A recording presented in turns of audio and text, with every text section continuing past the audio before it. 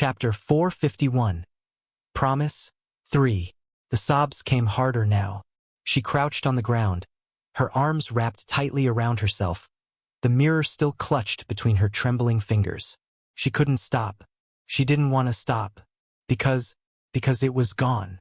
The pain, the exhaustion, the sickness that had chained her for years, that had clung to her skin like an inescapable curse, that had stolen so much from her.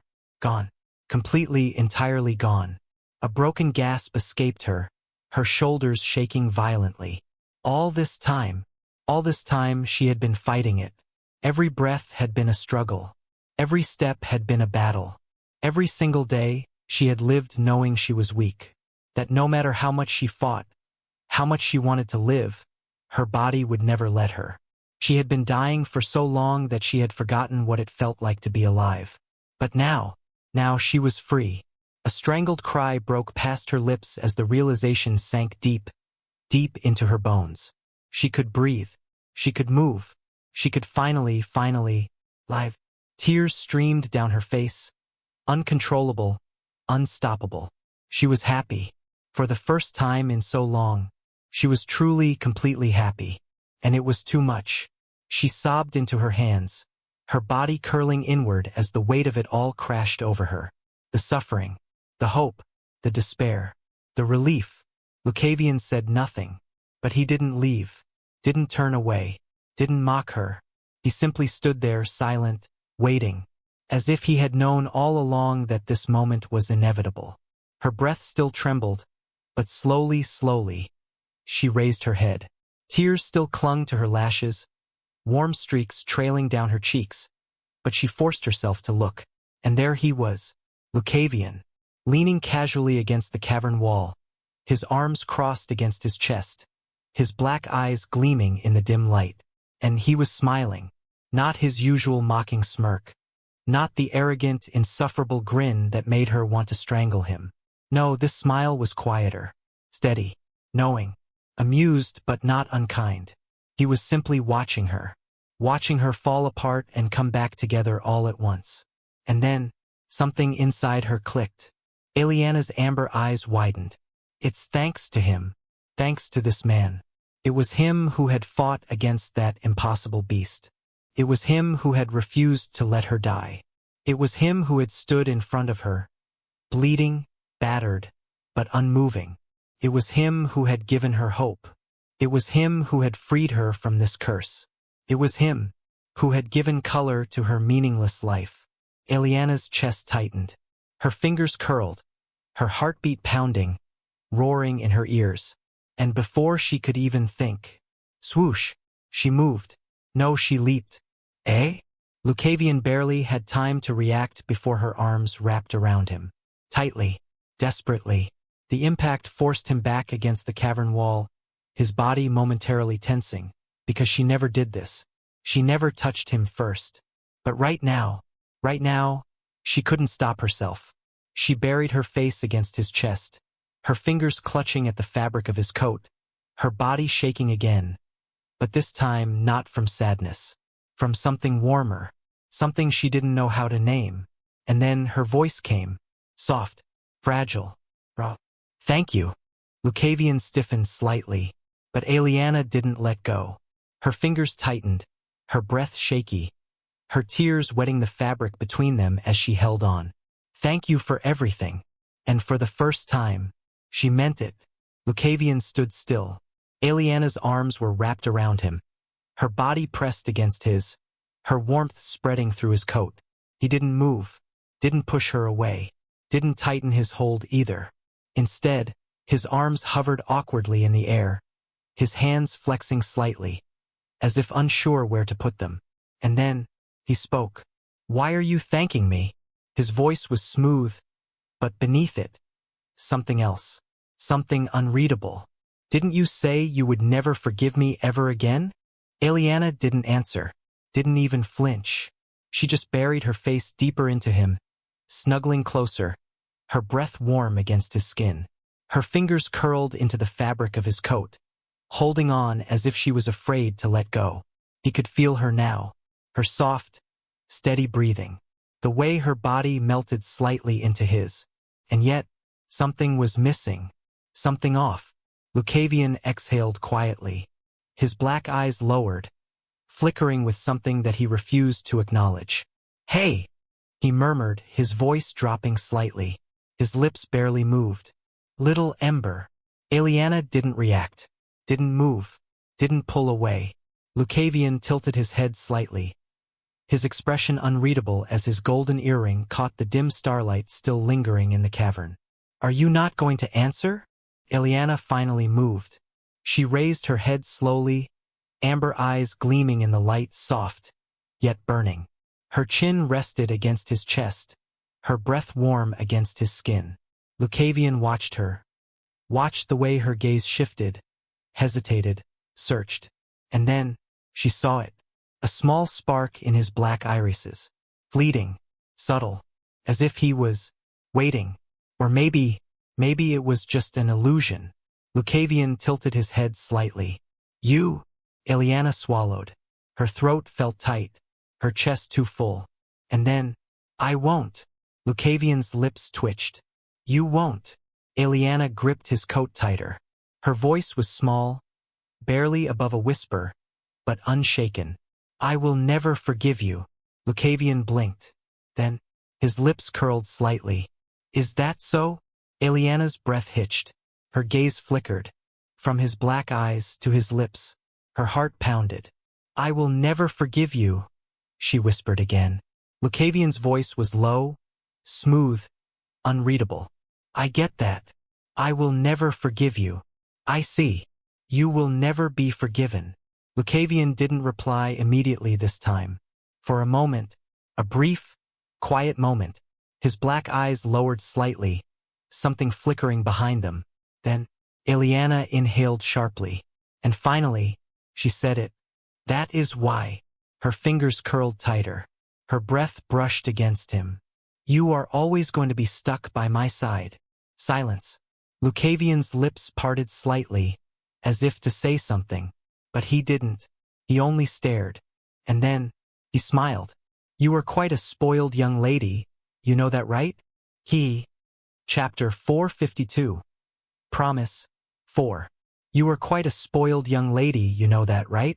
Lucavion's voice was smooth, teasing, his lips curling into an infuriatingly amused smile. And then, Eliana felt him, his body firm, solid, yet strangely cold beneath her touch. But she wasn't cold. Even with his unnatural chill, even with the way his skin carried an almost eerie lack of warmth, she felt warm. And that was weird. Her fingers curled slightly against his coat, her body pressing just a little closer, testing it, feeling it. But still, she didn't feel cold. It was as if something was wrapping around her, keeping her warm despite the contrast between them. Her brows furrowed slightly, but before she could dwell on it, rumble, a loud, undeniable sound echoed through the cavern. Eliana froze. Her arms instinctively tightened, and for a moment, she thought it was her.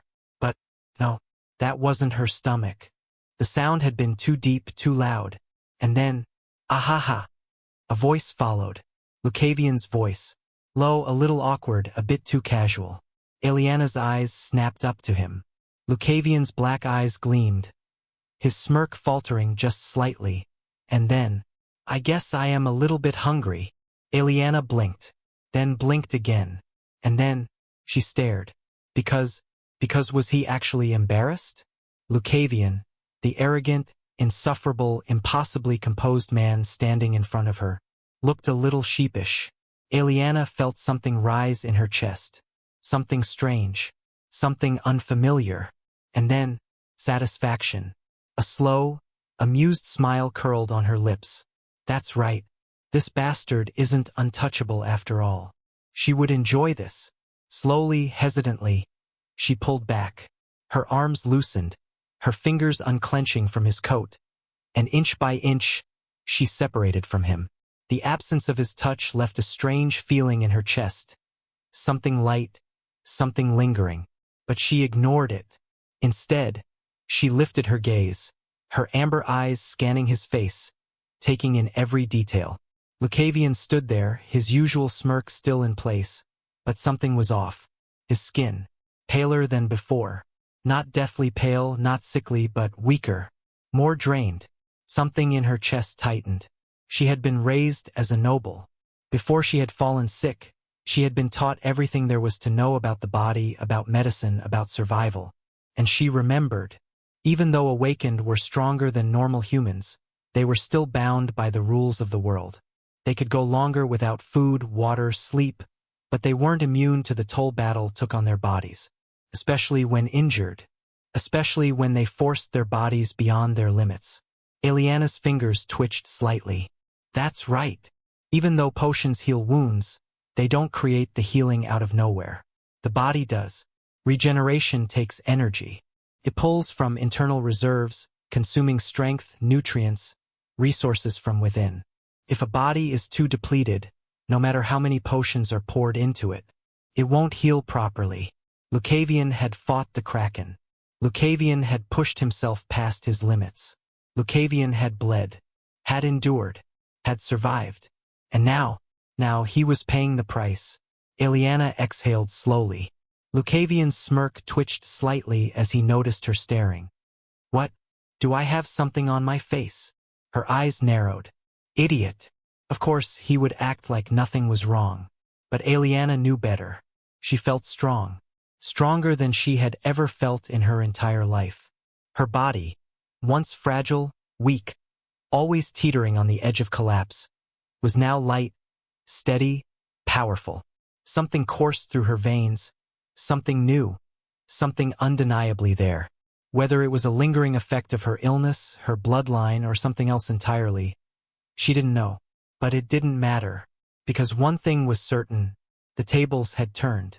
Lucavion had spent all this time taking care of her, watching over her, carrying her when she couldn't move, enduring her temper, her rage, her suffering. And now he was the one who needed to recover. He wasn't collapsing, not yet, but Eliana knew the signs of depletion. And for once it was her turn. Her turn to do something. Her turn to repay even just a little of what he had done for her. Eliana exhaled sharply, squaring her shoulders. Then, Lucavion blinked. His black eyes flickered with amusement. Calling me by name now? How bold. Eliana ignored his usual nonsense, lifting her chin. Take out the utensils and ingredients from your storage. Lucavion's brow arched. Why? Eliana frowned. What do you mean, why?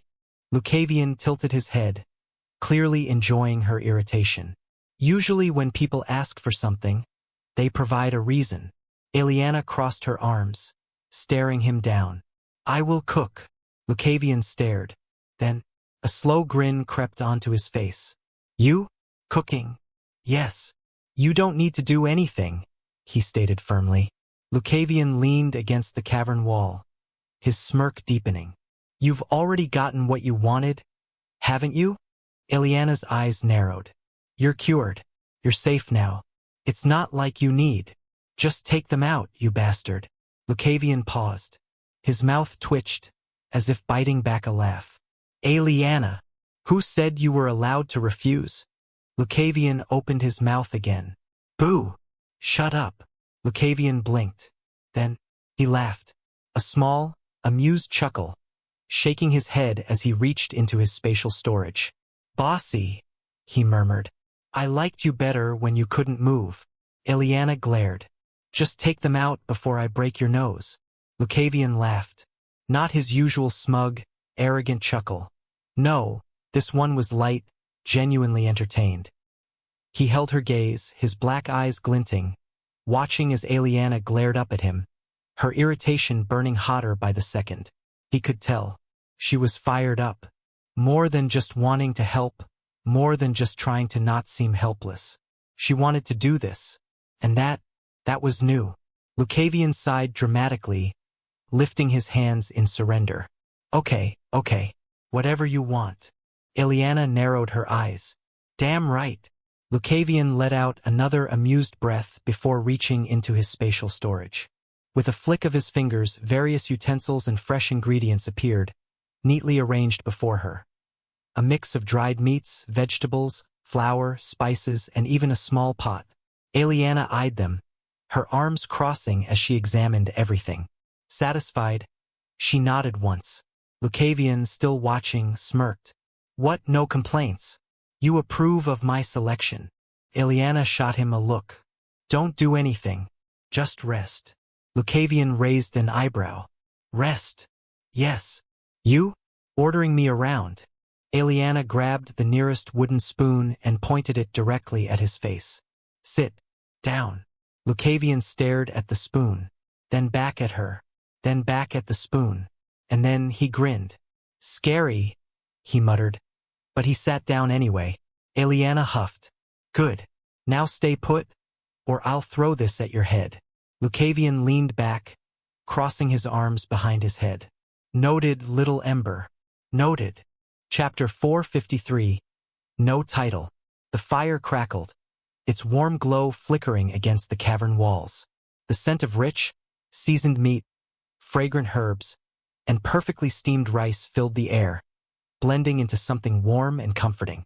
Eliana had worked effortlessly, moving between the different dishes, adjusting flames, stirring pots, tasting seasonings, as if she had been doing this forever.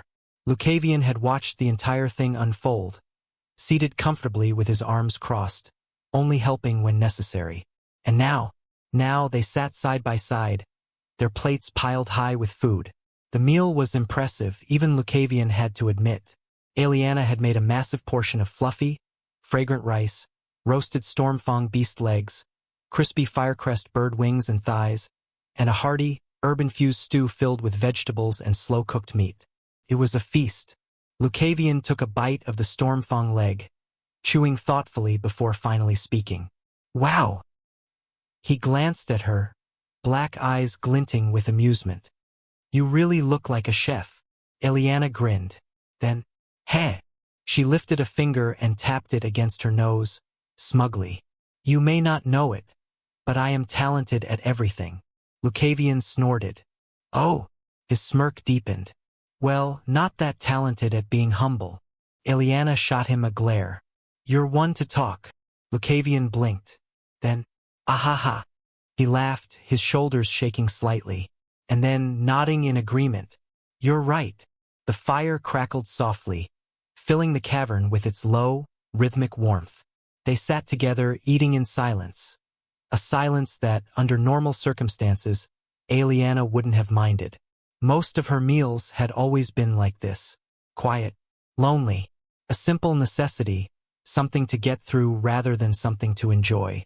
She should be used to it. She was used to it. And yet, right now she minded. The silence bothered her. Felt wrong. She didn't understand why. Her fingers clenched around her spoon, her amber eyes flickering toward Lucavion. Watching him, studying him, trying to piece him together. And before she could stop herself, You? Who the hell are you? Lucavion's hand paused mid-motion, his black eyes lifting toward her, dark and unreadable. For a second, his expression was blank, as if he were trying to figure out what she meant. Then, his lips curled just slightly. What? Eliana didn't hesitate. Your strength, your aptitude, everything about you is not normal. You defeated that kraken, a monster that even my father would have struggled against, and you, not by myself. Lucavion's voice was quiet, but firm. Eliana frowned. What? Lucavion exhaled slowly, setting his plate down. If not for you, I would have died there. Eliana froze. What are you? You may not notice it clearly, but it was thanks to your connection that the kraken was that strong. His black eyes locked onto hers, steady, unwavering. And it was also thanks to your appearance in the expedition that the kraken attacked. Eliana's breath hitched. It wanted her? That thing, that beast, had targeted them because of her? Lucavion continued. The kraken was after you, yes. But more than that. His voice lowered. It was also after me. Eliana's hands curled into fists. Then, Lucavion nodded. Yes. It was because you fought that thing inside your body that the kraken weakened. His voice was calm, unshaken, as if he were merely stating a fact. If not for that, I would have lost. And you? His golden earring glinted as he tilted his head slightly. Lucavion's black eyes didn't waver. You would have become one with the monster. Eliana's breath stilled. And you would have brought calamity onto your own people inside the dukedom. Her fingers curled tighter around her spoon, her entire body going rigid. She wanted to refute it, wanted to say it wasn't possible, wanted to deny that she could have ever become something like that. But she couldn't, because she knew. She remembered the way the pain had surged through her, like something alive, like something trying to consume her from the inside. The moment where she had wanted to give in, to let go, to just stop fighting. Lucavion kept speaking, undeterred. Therefore, it was not only due to me, but it was also due to you that the Kraken was able to be defeated. Eliana looked at him, really looked at him, at the way he sat there, arms resting lazily against his knees, his usual relaxed posture giving the illusion that he wasn't someone who had just faced death. Her mind flashed back, to the battle, to the pain, to that moment when she had wanted to die over and over again. But then there was him, Lucavion, standing, bleeding, fighting, his bones shattered, his body torn apart, and yet he still stood, still fought, still smiled, still threw himself at death like it was nothing. Eliana swallowed. Her voice came out low, quiet, almost unsure. You really? Lucavion tilted his head slightly. I really? His lips curled slightly, but it wasn't mockery, just amusement, as if he found her disbelief more interesting than the fact that he had survived. And somehow that only made her more confused. What the hell is this guy? Eliana narrowed her eyes. You really aren't good at changing the subject. Lucavion's smirk twitched slightly, as if amused by the accusation. But Eliana knew that he was trying to divert the conversation. She had grown up among nobles.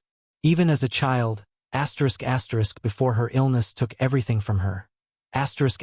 She had been trained to see through deception. Business meetings, aristocratic gatherings, political discussions. She had been a part of them all. And this man, this ridiculous, arrogant, infuriating man, was trying to divert. I had no such intention, Lucavion said smoothly, tilting his head. I just wanted to correct something. Eliana scoffed. Don't take me for a fool. Lucavion chuckled. But she wasn't done. Regardless of who the Kraken was beaten thanks to, your prowess was there. I could see it. Someone young like you, with that kind of strength. She paused, her amber eyes searching him. Even the most talented people in our empire would have a hard time reaching that level. Yet, her voice dropped slightly. I have never heard of someone named Luca in the empire. Silence. It was a single silence. Chapter 454. Duke. I have never heard of someone named Luca in the empire. Silence. Top of form. Lucavion's black eyes flickered, but he didn't react. There's no way someone like you would go unnoticed. For a moment. Just a moment. His smirk faded. And then, Lucavion met her gaze directly. Sharp. Eliana huffed. That much is obvious. I don't need to be sharp or anything. Lucavion tilted his head, exhaling softly. Then, well, now that it's come to this, I guess I can say it. He leaned back slightly, raising his head toward the cavern ceiling, his expression unreadable. Your real name, Eliana said, looking into his eyes. Lucavion raised his head slightly, his black eyes glinting in the firelight. His smirk was still there, but it had shifted, less playful, less teasing. More curious. You knew? Eliana met his gaze, her amber eyes steady. Indeed. Lucavion exhaled softly, watching her, studying her. Eliana leaned back slightly, crossing her arms. She had known for a while, or at the very least she had suspected. From the moment she had searched for the adventurer named Luca, she had found traces, records, but nothing real, nothing old. The name existed in the guild's archives, but only recently. The reports were too new, too hastily written, as if someone had fabricated them after the fact. The Adventurers Guild was an independent organization, a powerful one, but within the Thaddeus Duchy, their authority paled in comparison. And because of that, it had been easy to uncover the truth. This man's identity was forged. Luca wasn't his real name. He wasn't just some adventurer. But no one cared, because the duchy had received aid from the Adventurers Guild multiple times, and if the guild had overlooked this man's true origins, then so did everyone else.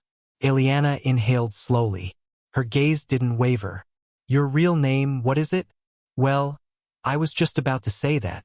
Lucavion leaned back against the cavern wall, arms crossed, watching Eliana with an expression that was equal parts amusement and curiosity. The firelight flickered, casting sharp shadows over his sharp features, his black eyes gleaming with mischief. Well, now that it's come to this, I guess I can say it. Eliana narrowed her eyes, waiting. Lucavion exhaled through his nose, almost like he was laughing at some private joke, before meeting her gaze directly. Lucavion. Eliana blinked. Then, Lucavion? Her brows furrowed as she tried the name on her tongue.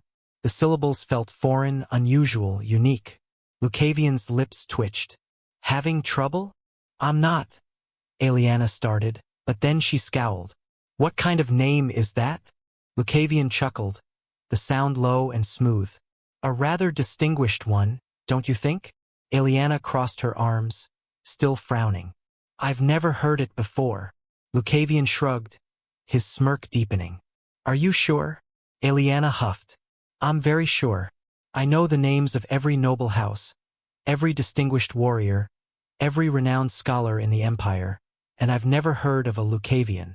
Lucavion tilted his head, clearly entertained. Well, I guess you haven't. Eliana's eyes sharpened. So, are you famous or not? Lucavion's smirk curled. You will see. Eliana narrowed her eyes. See what? Lucavion stretched his legs out, completely unbothered. I'll become more famous now that I've saved the Duke's daughter, won't I? Eliana scoffed. Ha! You're counting on that. Lucavion's smirk didn't waver. Why not? I imagine my reputation will spread rather quickly. A mysterious, devastatingly handsome warrior saving the precious daughter of the Thaddeus Duchy? A tale for the ages. Eliana rolled her eyes. You really are insufferable. Lucavion laughed, a rich, amused sound that filled the cavern. But Eliana, despite herself, found the corners of her lips twitching, because, for the first time in a long time, she wasn't cold. Even with his unnatural chill, even with the fire between them, even with his exasperating arrogance, she wasn't cold at all. Lucavion's smirk remained, playful and knowing, as he leaned slightly toward Eliana. When we get out of here, you'll come to learn more. Eliana's brows furrowed. Learn more. Indeed, Lucavion said smoothly, his black eyes glinting with mischief. While you were throwing tantrums in your little room, I shook the world quite a lot, you know? Eliana blinked. Then she punched him, right in the chest. Lucavion let out a small oof, but before he could react further, her fingers found his side and pinched. Hard. Humph? Eliana huffed, her eyes flashing as she twisted her fingers just a little more. Who said I was throwing tantrums? Lucavion winced, but his smirk never faded. What? You just proved I was right. Eliana scowled. She didn't speak. She just pinched him again. Lucavion chuckled, shaking his head. Ah!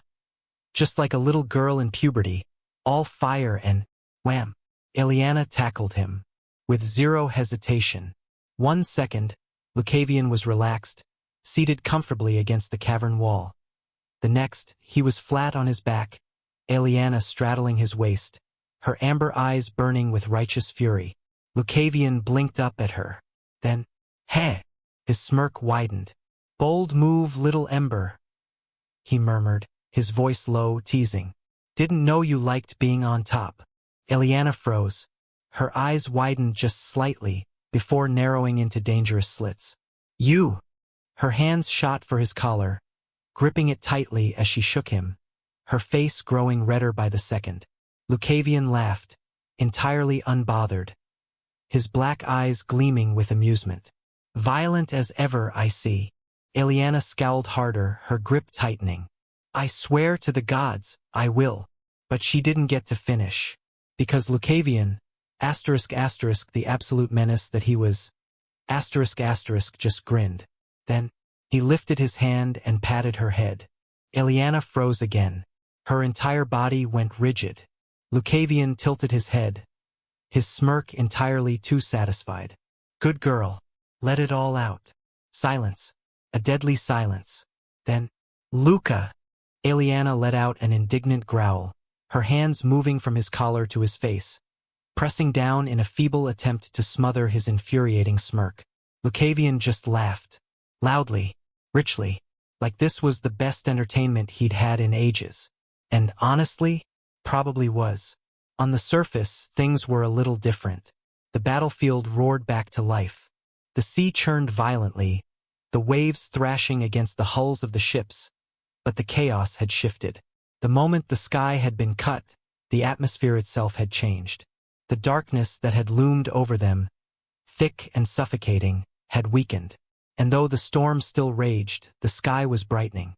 Faint rays of light pierced through the swirling clouds, illuminating the battlefield in fleeting glimpses of gold and silver. The shadows that had stretched endlessly across the waters seemed to retreat, their oppressive weight lifting ever so slightly. The monsters did not stop. They came in waves, their movements still frenzied, still relentless, but something was different. They were no longer part of an overwhelming, inevitable doom. They were desperate. The beasts clawed, lunged, tore through the air with maddened shrieks, but their ferocity felt hollow, as if they were fighting against a force they no longer understood, as if they were losing control. And this time, the Duke was here. Chapter 455. Duke 2. The Duke was here. Thaddeus moved like a storm incarnate. His sword was a blur, crackling with raw mana, each slash sending arcs of energy tearing through the creatures as though they were nothing but mist. Every strike carried precision, cutting through hardened flesh, severing limbs, erasing anything that stood in his way. And the soldiers, they followed him. The knights regrouped, shields raised, formations tightening.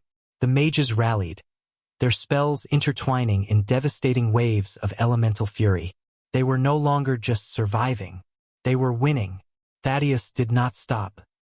His blade flashed, a crescent of storm energy carving through the air, slicing through a massive serpent-like horror that had lunged toward one of the ships.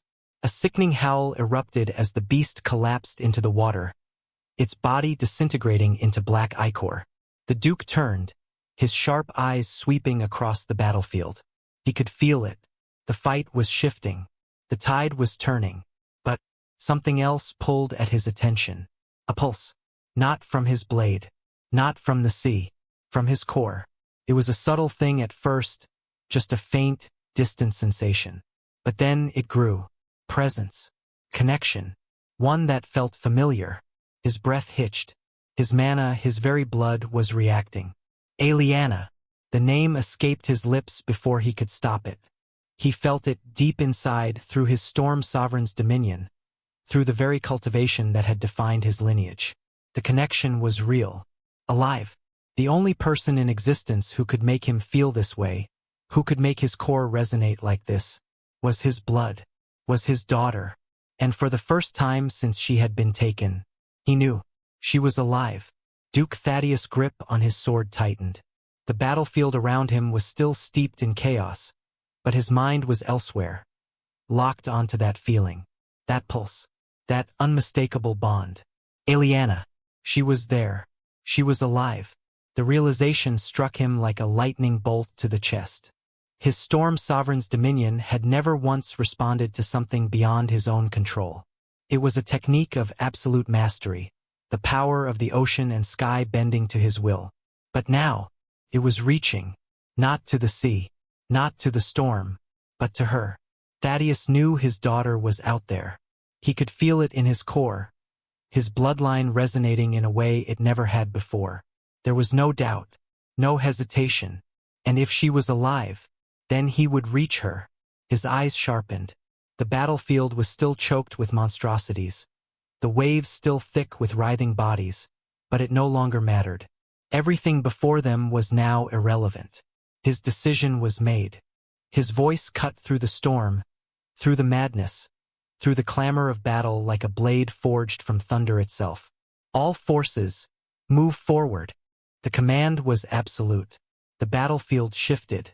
The knights and adventurers who had been locked in formation, holding their ground against the onslaught, reacted instantly. The fleet surged forward. Sails snapped as ships redirected, turning toward the path ahead. The mages who had been maintaining defensive formations shifted their focus, casting spells to clear a path rather than merely holding their ground. The monsters howled, sensing the shift. But they were too late. Momentum had changed. This was no longer a desperate defense. This was a march toward his daughter. Thaddeus felt it. Each step closer, the connection strengthened. The pulse in his core pounded like a heartbeat, like the rumble of an oncoming tempest.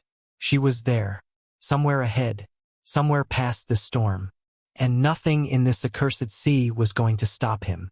Lucavion's laughter finally settled into a deep, satisfied hum, though his smirk remained as sharp as ever. Eliana, still half-straddling him, glared.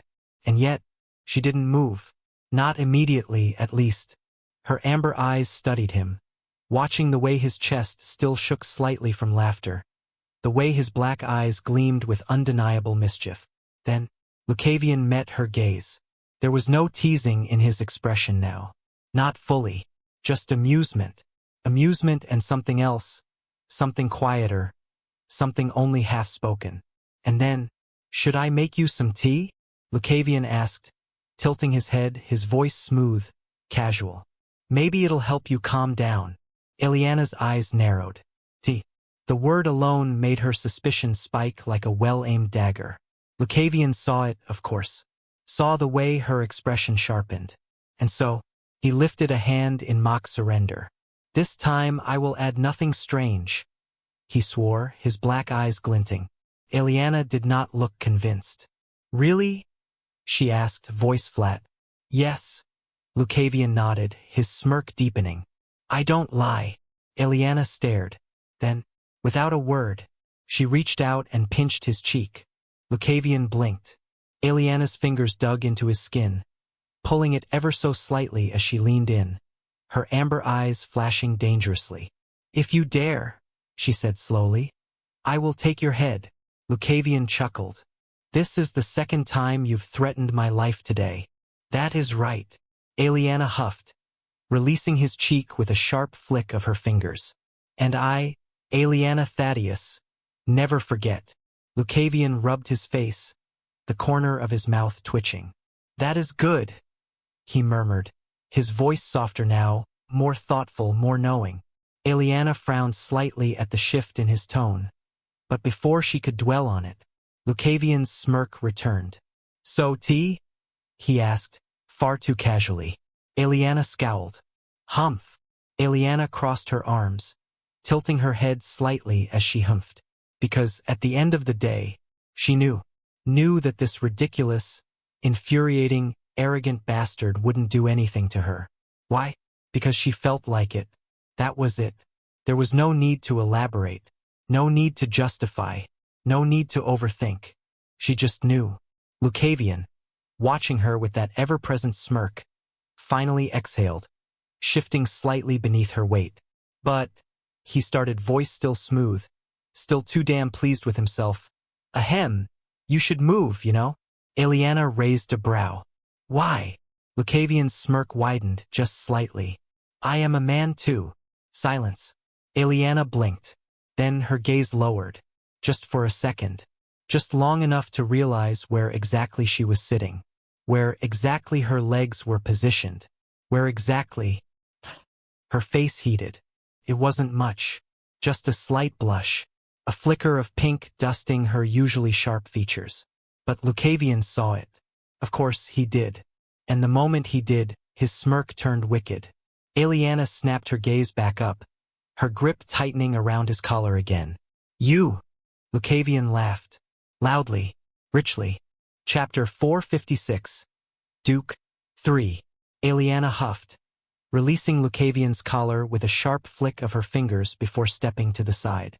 Lucavion, still far too amused for her liking, took his sweet time sitting up, stretching his arms with a content sigh before finally rolling to his feet. With practiced ease, he reached into his spatial storage, pulling out a small, ornate tin, a kettle, and a few other utensils. Aeliana, arms still crossed, watched as he set everything down and began his process. The fire crackled softly, its golden glow illuminating his movements as he brewed the tea with quiet precision. This time, it was different, not the same light, delicate brew he had made when she had been sick. No, this tea was stronger. Its aroma filled the cavern immediately, rich and layered, carrying a certain depth that felt almost foreign. Aeliana's nose twitched slightly. She had smelled this before, somewhere, but she had never tried it. Her amber eyes narrowed as she studied the dark liquid swirling in the pot. What tea is this? Lucavion, without looking up, replied smoothly, Imperial Black Orchid. Aeliana's brows lifted slightly. She knew that name, a rare tea, one imported from beyond the Empire's borders. It wasn't commonly served among nobles, despite its reputation, because the taste was bold. Too bold for the delicate palates of aristocrats who preferred softer, floral blends. Aeliana tilted her head. You had such preferences? Lucavion smirked, finally glancing at her as he poured the tea into 2 cups. Well, I like this one. My master drank it a lot. Aeliana blinked. Her fingers tightened slightly around her sleeve. Your master? Yes. And just like that, the name resurfaced in her mind. Lucavion. Still didn't make sense. A name like that should have existed somewhere. Should have carried weight, should have meant something. A talent like his, one capable of fighting monsters like the Kraken, didn't just emerge out of nowhere. That was impossible. Aeliana's lips parted slightly before she finally spoke. Who was your master? Lucavion's fingers paused briefly over the cup. It was subtle, a flicker, a ghost of a hesitation. Then, he smiled. Looking at you, he must have been very powerful as well, Aeliana continued. Lucavion exhaled softly. Indeed, he murmured. Aeliana caught the way his tone shifted. Not heavy, not bitter, but final. Something clicked in her mind. Ah, she breathed. He was not his. She met Lucavion's gaze, reading the quiet confirmation in his eyes. So he is no more? Indeed. Aeliana's fingers traced the edge of her sleeve for a moment before she finally spoke. Sorry for your loss. Lucavion blinked. Then, he chuckled. Thanks. His smirk curled slightly as he leaned back, watching her. But, most people would. Look sad. Aeliana cut in. Lucavion arched a brow. Aeliana lifted her cup, blowing lightly over the surface of the tea before taking a small sip. It was strong, dark, slightly smoky, but smooth, leaving a lingering warmth in her chest. She lowered the cup, her amber eyes meeting his. If I did that, she stated plainly, it would just be an act. Lucavion tilted his head slightly, intrigued.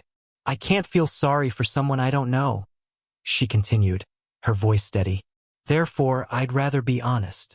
Lucavion stared at her. Then, he smiled. Not his usual teasing, wicked grin. Something quieter.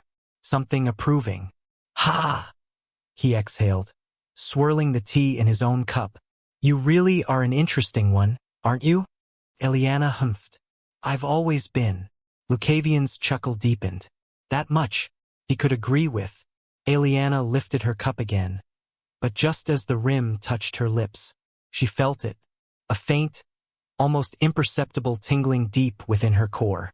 Her dantian, her center, place she hadn't felt in years.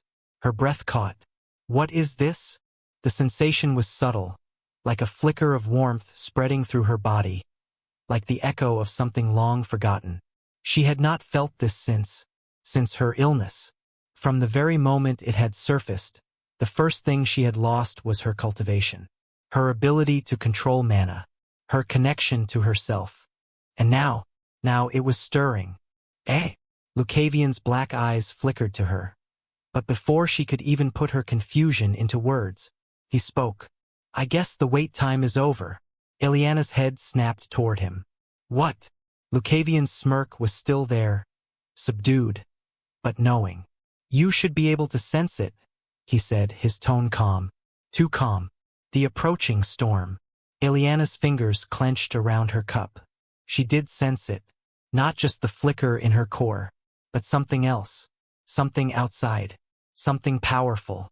A presence so vast, so overwhelming, that it pressed against her senses like an oncoming tempest. There was only one person in the entire Thaddeus Duchy with a presence this strong. Father! Lucavion exhaled softly, taking a slow sip of his tea. Indeed, he murmured. His black eyes met hers. Your father. The Duke. The battlefield was silent.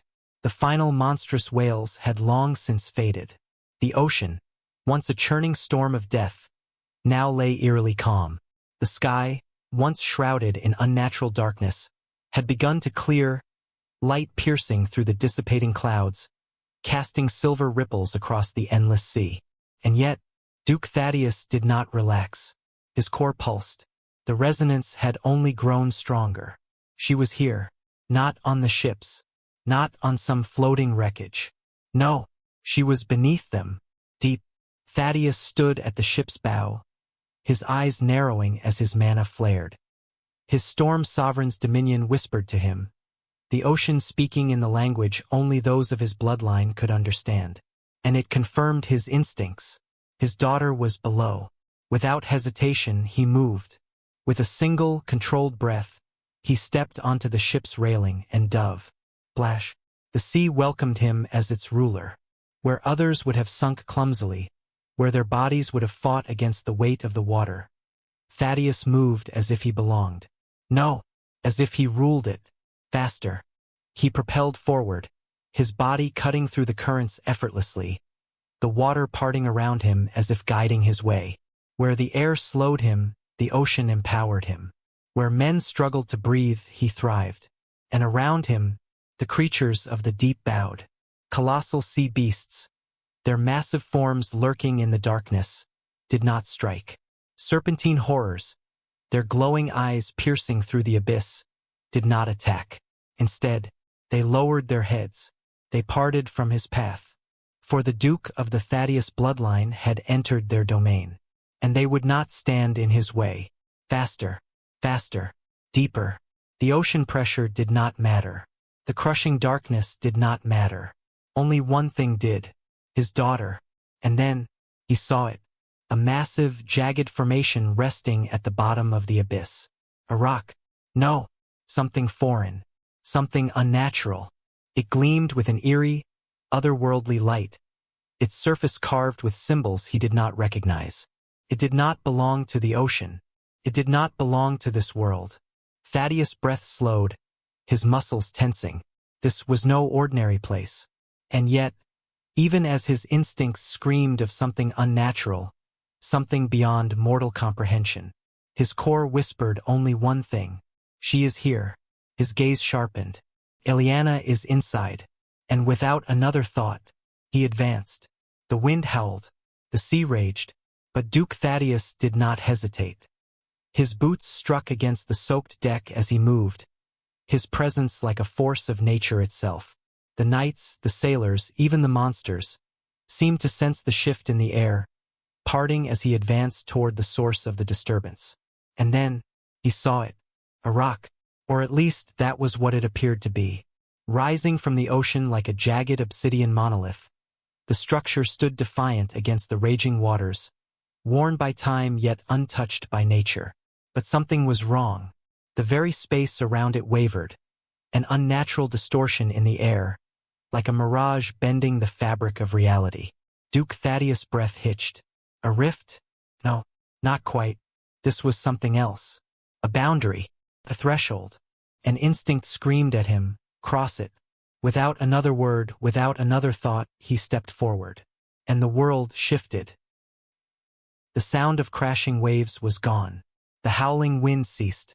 A deep, unnatural silence consumed everything. Duke Thaddeus blinked. The cavern. The jagged obsidian rock had been nothing but a gateway, an entrance into something else.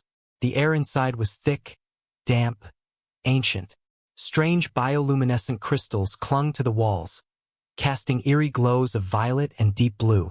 The cavern's ceiling stretched high above him, lost in a void of shadows, while the ground beneath his boots pulsed with an unsettling warmth. And then, he felt them, two presences. One faint, like a dwindling ember, fragile and barely clinging to existence. The other strong, unfamiliar, watching. Duke Thaddeus' instincts screamed at him to be on guard, but he ignored them. His feet were already moving, carrying him deeper into the cavern's depths, guided by the pulse of mana that called to him like a heartbeat. And then, he saw them, at the far end of the cavern, surrounded by jagged rock formations and flickering crystals, were two figures. But his eyes saw only one. His breath caught in his throat. Father. Chapter 457. Duke. 4. Father. The Duke's breath caught in his throat. In front of him stood a girl, her back pressed against the cold stone, her delicate frame resting against the cavern floor. Her long, flowing black hair cascaded down like silken strands of midnight, pooling beneath her like ink, and her eyes, bright amber orbs, sharp, piercing, alive. Eyes that should have been dulled by sickness, dimmed by weakness. But they weren't. They burned. They shone. And her skin, it was glowing. A soft, radiant luminescence, like polished ivory reflecting the light of the moon. The sickly pallor, the faint scars, the blemishes that had plagued her body were gone. The marks, the curse, everything. The cavern felt silent, save for the steady drip of water echoing through its depths. The glow of the bioluminescent crystals painted shifting shadows across the walls, their soft hues illuminating the two figures standing at its heart. Duke Thaddeus stood motionless, his breath heavy, his heartbeat pounding against his ribs. His mind struggled to comprehend what he was seeing, but his body moved before thought could take hold. Aliana! The name left his lips like a breath, raw and disbelieving. And then, without hesitation, he rushed forward. His cloak billowed behind him as his boots scraped against the cavern floor. His normally measured steps, precise and composed, were urgent, reckless even. The moment he reached her, his hands grasped her shoulders, pulling her toward him as if she might disappear again if he let go. "You are safe." The words came out as a hushed whisper, barely audible, yet filled with an emotion he had not allowed himself to feel in years. And then he held her. Duke Thaddeus, the man known for his unwavering discipline, for the weight of his authority, for his fearsome presence that could silence a battlefield, hugged his daughter. Not as a ruler, not as the Duke of the East, but as a father. His arms wrapped around her smaller frame, holding her tightly against him. He could feel her warmth, her heartbeat against his chest, the undeniable proof that she was here, that after a week of despair, of scouring the abyss for even the smallest trace, after nearly losing himself to grief and rage, he had found her. Aliana stiffened. She had not expected this. She had expected anger, reprimands, lectures, and interrogation. She had expected to be dragged back, forced to answer for her recklessness. But this was different. Her father, a man she had always known to be cold, distant, controlled, was holding on to her like he had nearly lost everything. Because he had. Slowly, the tension in her body eased, her own arms lifting hesitantly. She had never embraced her father before. Not like this, not in a way that felt real. But something about this moment, this overwhelming relief, this warmth, made her forget her usual resentment. "Father," she murmured, her voice barely above a whisper. But Duke Thaddeus did not let go. Not yet, because for the first time in a very, very long time, nothing else mattered. Not the fact that she was cured. Not the mystery of the vortex. Not even the strange presence lingering deeper within the cavern. None of it mattered, because after all the searching, after all the failures and hopeless nights, his daughter was in his arms again. The cavern remained still, wrapped in the quiet warmth of an embrace neither of them had expected. Eliana felt the steady rise and fall of her father's breath, the weight of his arms around her, unmoving. She didn't know how long they stood there. Seconds, minutes. Time blurred into something insignificant. For the first time in years, Duke Thaddeus did not think about his title, his duty, the empire. He did not think about strategy or power or the future. He simply held his daughter, the daughter he had thought he lost, the daughter who had returned, alive, whole. But, slowly, the Duke's sharp senses returned. Something else was here. Someone. Duke Thaddeus' grip on Eliana loosened. The warmth of relief, of reunion, was rapidly cooling as something else, someone else, finally registered in his senses. His gaze snapped to the side. Leaning against the cavern wall, arms folded, standing with the casual arrogance of someone who had all the time in the world, was a young man. His slightly wavy hair, dark like the abyss itself, framed a face that held neither fear nor reverence. His black eyes, deep and unreadable, met the Duke's piercing gaze without hesitation. There was no bow, no sign of respect, only amusement. And then he smiled. A slow, knowing, almost too easy smile. "Hello!" His voice was smooth, his tone carrying an infuriating lightness, as if this moment, this long, desperate search, this agonizing ordeal, was nothing more than a simple event unfolding as expected. "Dear Duke Thaddeus." The cavern's silence stretched. The Duke's glare sharpened, his body tensing as his instincts immediately shifted from relief to danger. He had been so focused on Eliana, so overwhelmed by the sight of her. Whole, healed, alive. That he had momentarily ignored the presence that had been there all along. A mistake. He should have noticed this man the moment he stepped foot inside. And yet, the young man tilted his head slightly, his smirk deepening. "Please, don't mind me," he continued, lifting a hand as if in mock reassurance.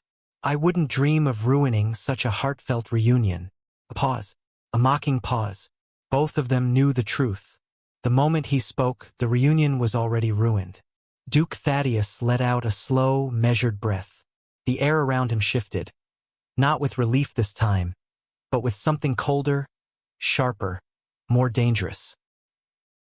His grip on Eliana fully released as he slowly, deliberately, turned to face the young man.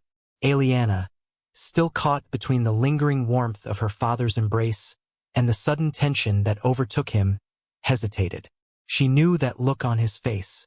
Her father was assessing, measuring, determining if this person standing before him was a threat. And in Duke Thaddeus' world, almost everyone was. The cavern remained silent, save for the distant sound of dripping water. The young man simply smiled wider, watching him with that same unreadable amusement, as if he had been waiting for this moment all along. Duke Thaddeus' head turned slightly, his sharp gaze locking onto the young man. His presence, subtle yet undeniable, was not weak. If anything, for someone so young, his mana presence was exceptional. 5-star. That was the first assessment that crossed the Duke's mind.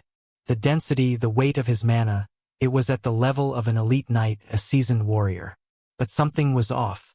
Duke Thaddeus was a man who could measure power with a single glance, who had spent decades standing before knights, mages, and warlords alike. He knew what a 5-star was supposed to feel like. This young man wasn't normal.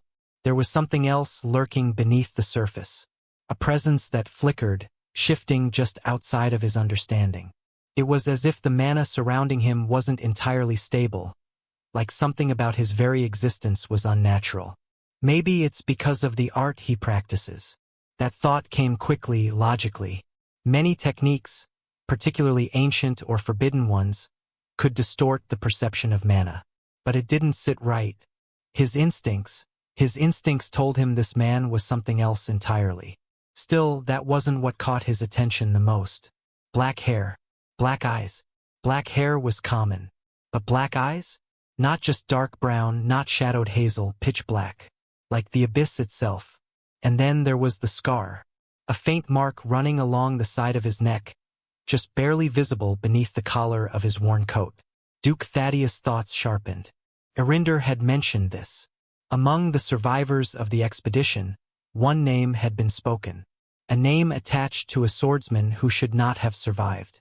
A man who had fought at the heart of the battle, one of the last to stand against the Kraken, only to be swallowed by the vortex. And yet, here he was, standing before him. Duke Thaddeus met his eyes. And then, finally, he spoke. "Are you Luca?" A pause. For the first time, the young man's smirk faltered. Just for a second. But Thaddeus caught it. Luca's black eyes flickered, something unreadable flashing behind them before that same confident, amused expression returned. He tilted his head slightly, as if considering the question. Then he smiled again. "Ah, so you've heard of me." His voice was light, but there was an underlying weight to it. Not surprise, not caution, amusement. Chapter 458. Savior? Duke Thaddeus remained still. His sharp gaze bore into the young man before him, not in a glare, but in assessment. The cavern walls flickered with the eerie glow of the bioluminescent rock, casting shifting shadows along the stone and water. But none of that mattered now, because this Luca was standing right in front of him. Alive. And that was the most impossible thing of all. Thaddeus' expression remained unreadable, his voice slow, deliberate.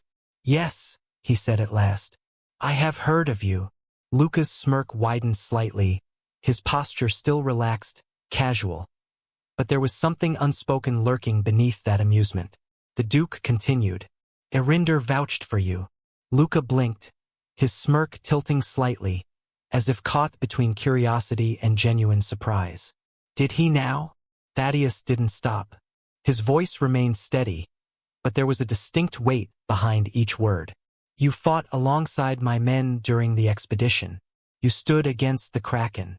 And despite being only a 4-star, you—" His eyes narrowed slightly, scrutinizing every subtle reaction. "Fought as if you were much stronger."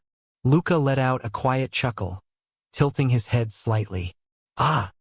He exhaled, crossing his arms loosely over his chest. "So that's what they told you." Thaddeus' expression didn't change. "They said you broke through to 4-star in the middle of battle." Another pause. A flicker of something strange passed through Luca's dark eyes before he grinned again, stepping away from the cavern wall.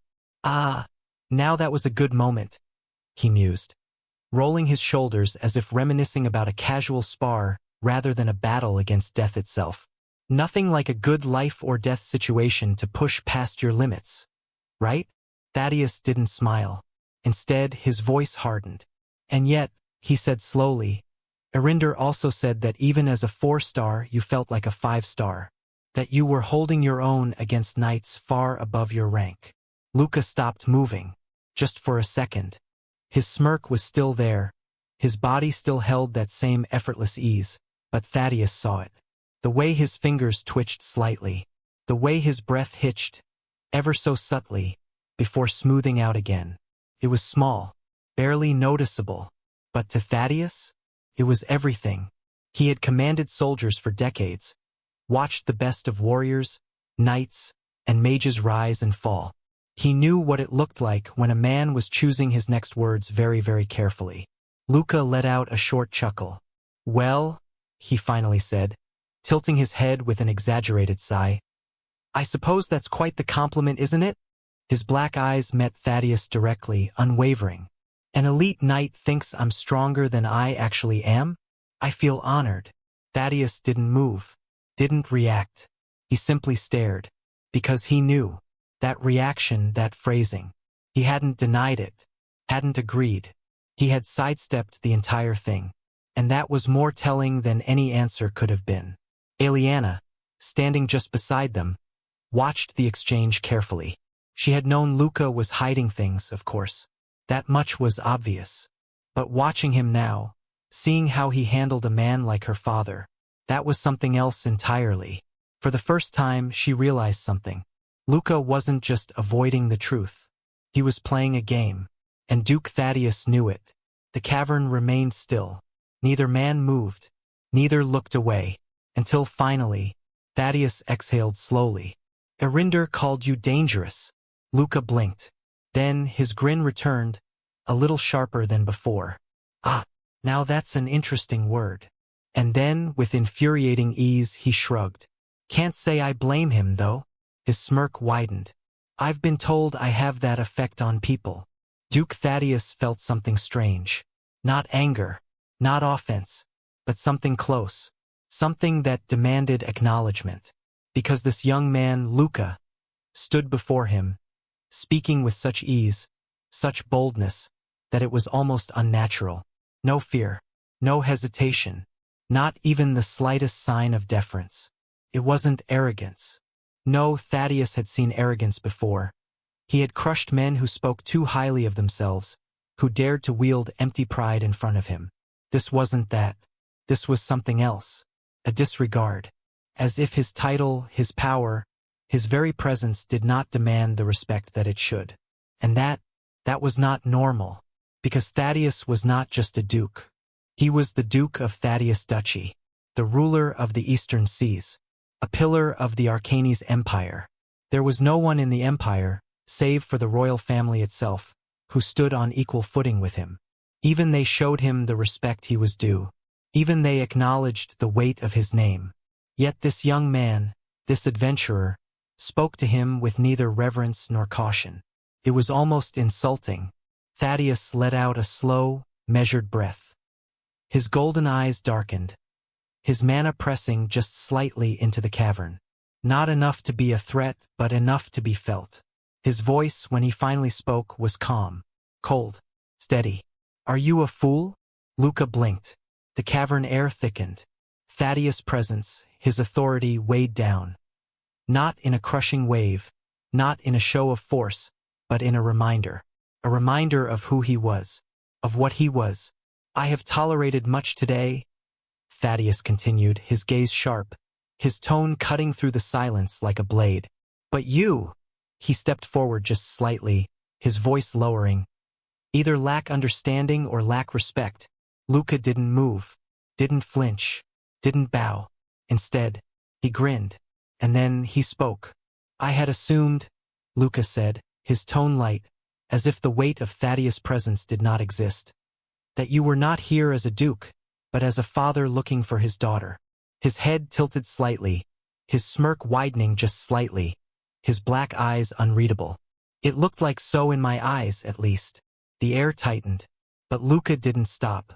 "But," he lifted a hand as if offering a choice, "if you want me to treat you as a duke, then just state that." His smirk curled, his eyes dark with amusement. "Your Majesty Thaddeus." Luca did not break eye contact.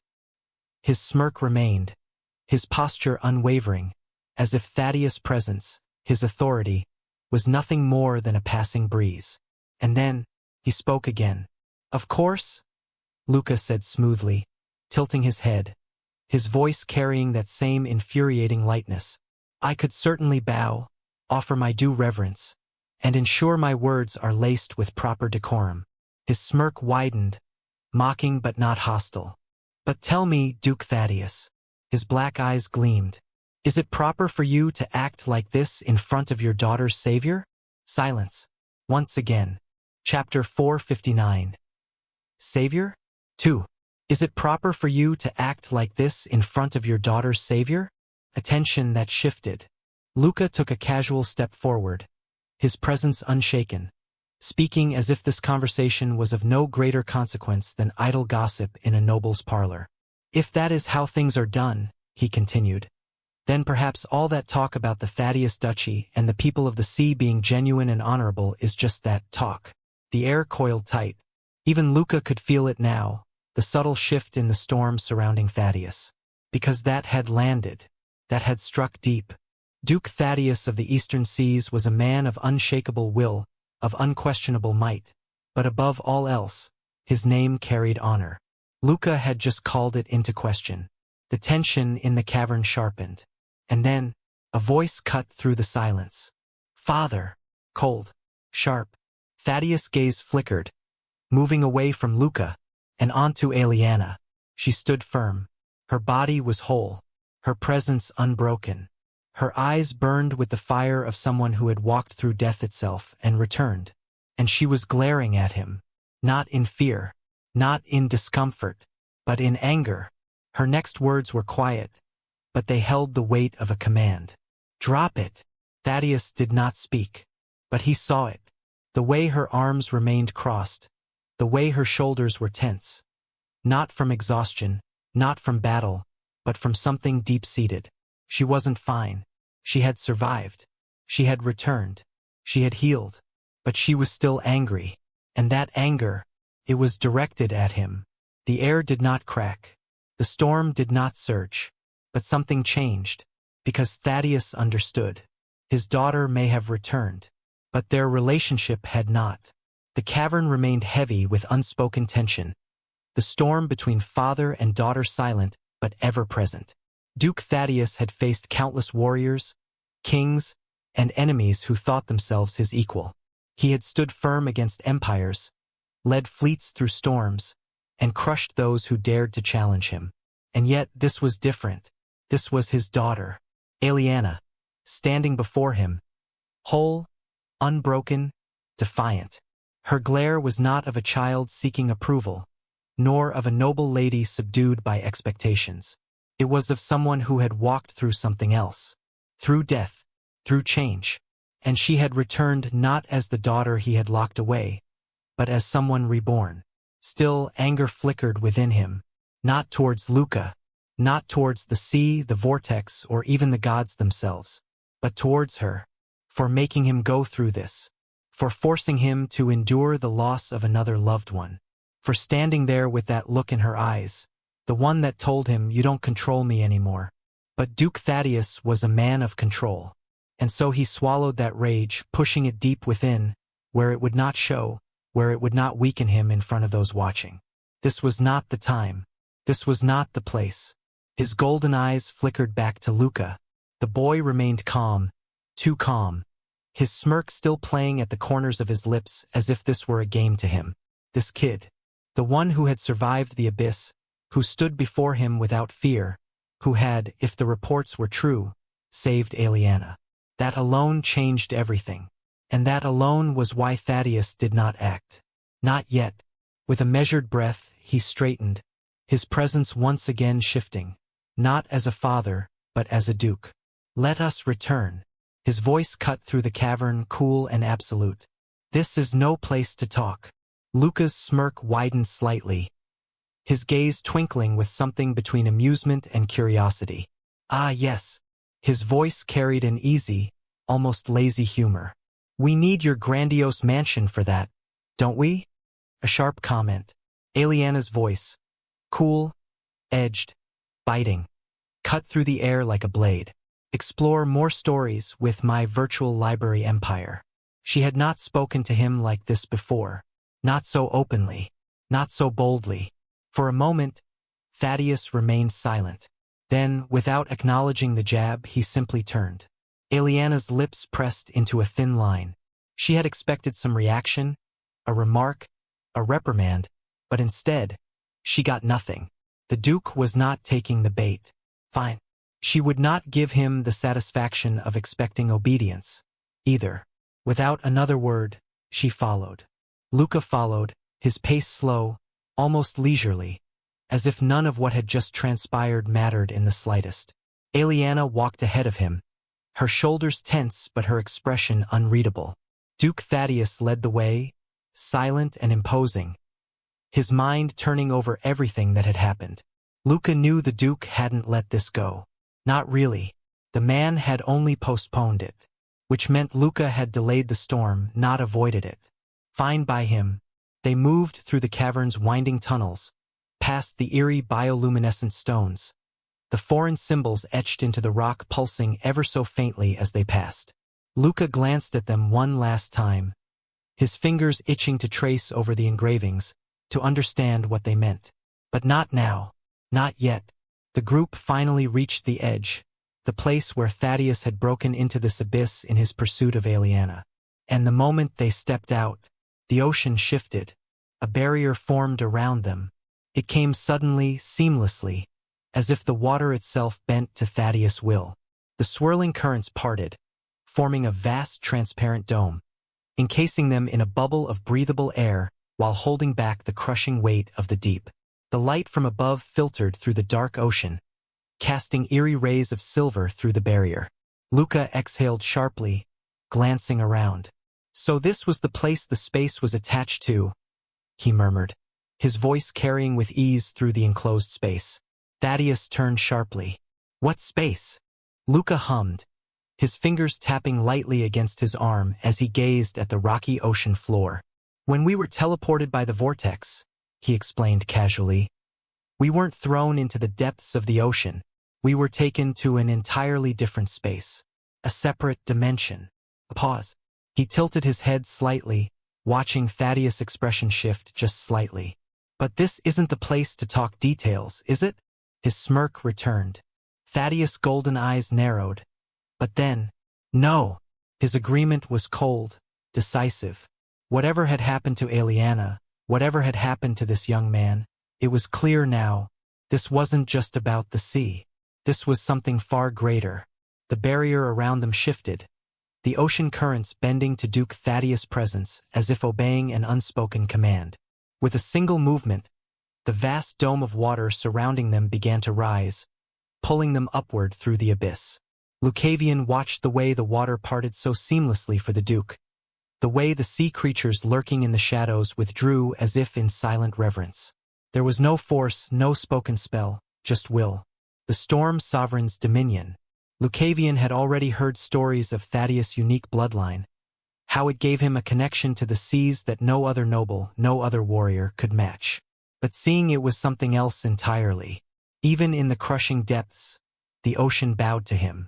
The ascent was quick, far quicker than any natural movement through water should have been. The darkness of the deep faded, giving way to a softer blue as light trickled down from above.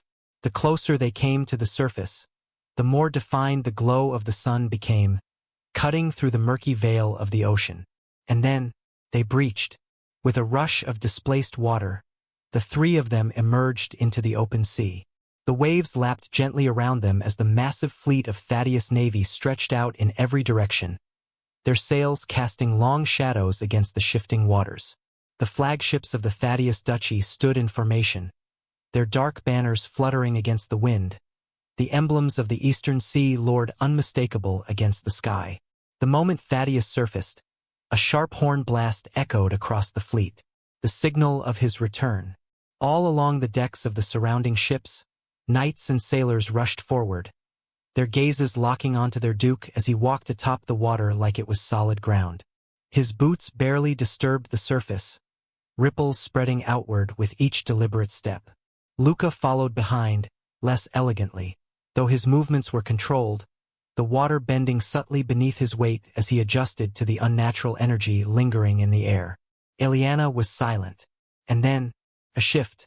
One by one, the knights and commanders standing along the decks froze.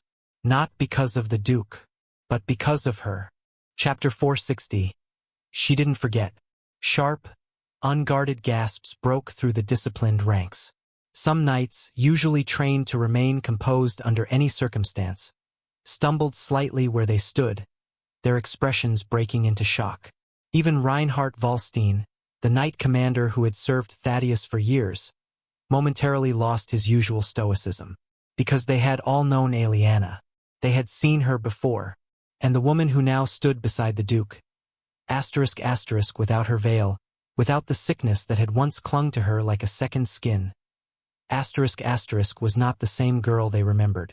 Her hair, long and cascading like woven silk, swayed against the ocean breeze, reflecting the light with a midnight sheen. Her eyes, burning amber and sharp as a blade, no longer held the weary, feverish weight of someone struggling against death. Her skin, there was no more illness, no more pale, brittle complexion, no more frailty that once defined her. Enjoy new stories from my virtual library empire. The sickness that had plagued her for years, the one that had been deemed incurable, was gone. She was whole. And it was impossible. The air on the flagship's deck felt heavier. It wasn't just shock. It was something closer to awe. Ileana felt their gazes.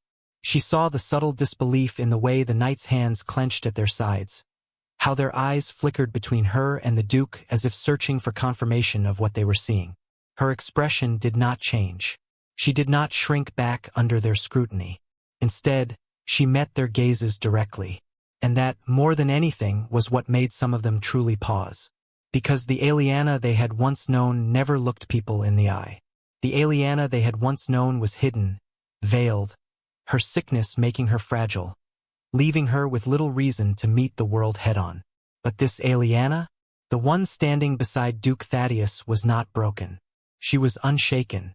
Ileana took a step forward onto the deck.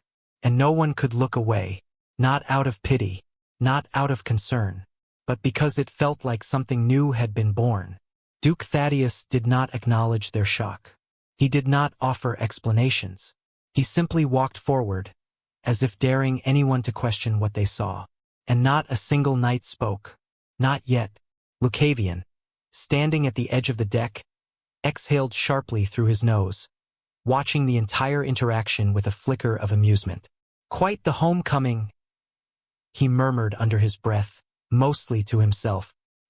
His dark eyes flickered toward Ileana, watching the way she carried herself under the weight of so many stares. She did not waver. A smirk pulled at his lips. Interesting. But whatever thoughts he had, he kept them to himself. Because this was a moment between father and daughter. And Lucavion? For now, he would just watch. A beat of silence. And then, a sound erupted across the flagship. A deafening cheer. The knights, the sailors, the mages, all who stood on the deck, who had been watching in stunned silence just moments ago, suddenly shouted as one. "Woo-woo! Lady Ileana is saved. The young lady is safe." A wave of relief, joy, and pure disbelief crashed through the gathered forces. Some knights slammed their fists against their chests in salute. Others raised their weapons high into the air, their cheers carrying across the entire fleet. The crew banged their shields, their roars of victory and celebration rolling like thunder across the ocean. Even the more disciplined veterans, the ones trained to suppress emotion in the face of war, could not hide their grins. This was not just a victory. This was a miracle. The Duke's daughter, the frail girl whom everyone thought doomed to sickness, the young lady they had seen veiled for years, was standing before them, strong and unbroken. Their joy was genuine, because this wasn't just about the duchy. This wasn't just about duty. Ileana had been one of their own. Even if they had never spoken to her, even if they had only seen her from a distance, they had all known. They had all known about the girl hidden away behind walls. And now that girl was gone. What stood before them was something else entirely. Ileana remained still, watching them. The cheering, the pure joy. It wasn't something she had ever experienced directly. It was strange. She didn't dislike it, but she wasn't sure she liked it either. The ship continued its course home, the waves pushing them forward as if the ocean itself had accepted this as a moment of triumph. Duke Thaddeus stood at the ship's helm, watching everything unfold. The cheers, the relief, the way his men celebrated his daughter's return. And then, his gaze shifted to her. She stood at the edge of the deck, her arms crossed, her amber eyes focused on the sea ahead. Ileana. He had been so consumed by everything else, by the journey, by the battle, by the impossible reality of her survival, that he had not once asked her, not once, if she was okay. His voice came out lower than he expected. Ileana. She turned slightly, her expression neutral, waiting. Thaddeus exhaled. Are you? He stopped. The words felt foreign in his mouth, as if he had never needed to say them before. Because he hadn't. He had never asked her how she was. Not before the sickness. Not during. And even now, she beat him to it. I am okay, father, Ileana said. Her tone was blunt, sharp, almost crude. As you can see. Her amber eyes, once bright with fire, dimmed slightly, as if she had already expected the question too late. Before he could react, she continued, "And I know you're curious."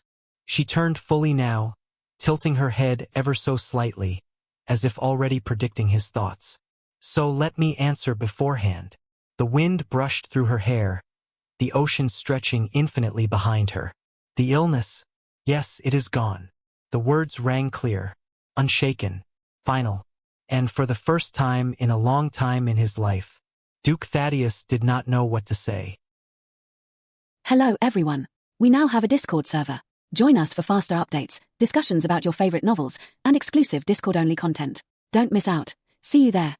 Scan the QR code on the screen or enter any of the displayed links into your browser to join our Discord.